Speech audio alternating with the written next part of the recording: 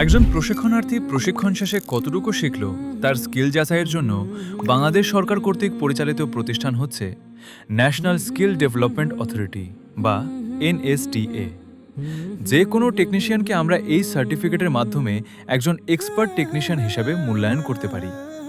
As-Sunnah skill development ইনস্টিটিউটের একটি যুগোপযোগী course হল refrigeration and air conditioning course. এই কোর্সের দ্বিতীয় ব্যাচের প্রশিক্ষণার্থীদের দক্ষতা যাচাইয়ের জন্য আয়োজন করা হয় এনএসডিএ এর মূল্যায়ন পরীক্ষা বা অ্যাসেসমেন্ট। এনএসডিএ থেকে 2 জন অ্যাসেসর এসেছিলেন।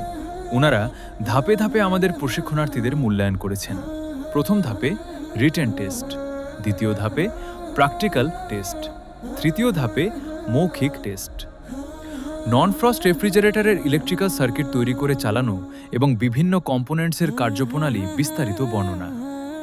রেফ্রিজারেশন ও এয়ার কন্ডিশনিং কাজে ব্যবহৃত কপার টিউব প্রসেসিং। এটি রেফ্রিজারেটরের ত্রুটি শনাক্ত করে ফিল্টার পরিবর্তন করা, রেফ্রিজারেন্ট চার্জ করা এবং সেটিকে ঠান্ডা করে দেখানো।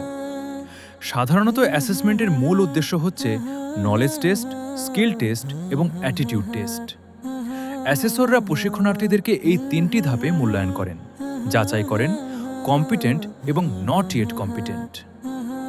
আলহামদুলিল্লাহ, আমাদের শতভাগ প্রশিক্ষণার্থী 3টি ধাপে মূল্যায়নে অংশগ্রহণ করে শতভাগ কৃতকার্য হয়েছে।